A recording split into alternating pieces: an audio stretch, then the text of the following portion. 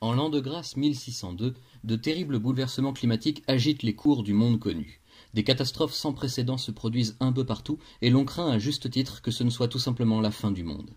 La reine d'Angleterre, Élisabeth Ier, va bientôt s'éteindre, mais avant son trépas, elle charge son plus loyal agent, Nicolas Fury, de résoudre ce mystère qui risque bien de provoquer l'apocalypse. Accompagné de son fidèle assistant, Fury va mettre les pieds dans un monde dont il ne sait au fond que peu de choses. Dangereuses créatures issues des tréfonds de l'imaginaire délirant, personnages aux étranges pouvoirs, complots et trahisons en série, une chose paraît certaine cependant, l'avenir se jouera sur les rives du Nouveau Monde.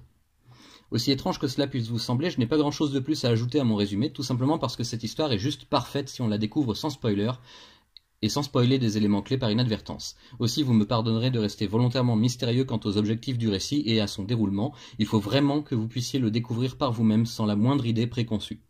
Parlons plutôt de l'album en lui-même. C'est le tout premier Marvel Absolute que je me sois procuré, et vu le prix et surtout la taille, c'est surtout certainement l'un des seuls que j'aurai jamais. Mais je suis loin d'être déçu, car cela faisait très longtemps que je voulais lire 1602, et ce format est parfait quoi qu'on en dise pour cette expérience. On pardonnera à Panini quelques petites erreurs qui auraient pu être évitées avec une relecture méthodique.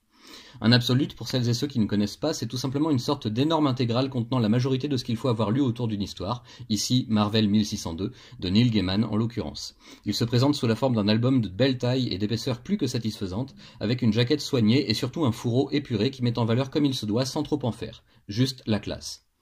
Quand Marvel, à l'aube des années 2000, débauche le prolifique et talentueux Neil Gaiman pour écrire une série exclusive, il ne s'attendait sûrement pas à l'ampleur qu'allait prendre cette histoire et à ce qu'elle allait déclencher. Il y a en général autant de fans que de détracteurs, soit on aime, soit on déteste, en tout cas d'après l'auteur lui-même. Personnellement, vous l'aurez compris, je suis dans le camp des adorateurs convaincus.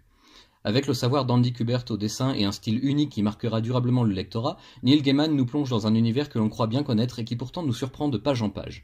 Des personnages familiers de notre culture populaire deviennent ici de véritables merveilles d'inventivité tout en préservant leurs principales caractéristiques pour les rendre reconnaissables presque au premier coup d'œil. Il y a bien sûr quelques surprises ici et là, prévues pour ménager le public et son sens du drama.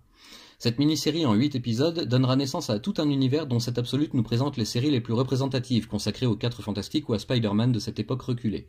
Mais aussi étrange que cela puisse paraître, je vous conseille de vous concentrer presque exclusivement sur la série d'origine, la seule écrite par Neil Gaiman, et la seule qui, au final, vaille vraiment la peine. Les autres sont des compléments agréables et divertissants, mais n'arrivant honnêtement pas à la cheville du génie contenu dans l'original.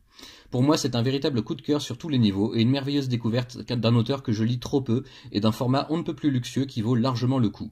Marvel 1602 est un conseil de lecture que je ne saurais trop vous recommander malgré son prix initial, et sachez d'ailleurs qu'il est toujours disponible sur les plateformes d'achat en ligne et probablement dans certaines librairies spécialisées.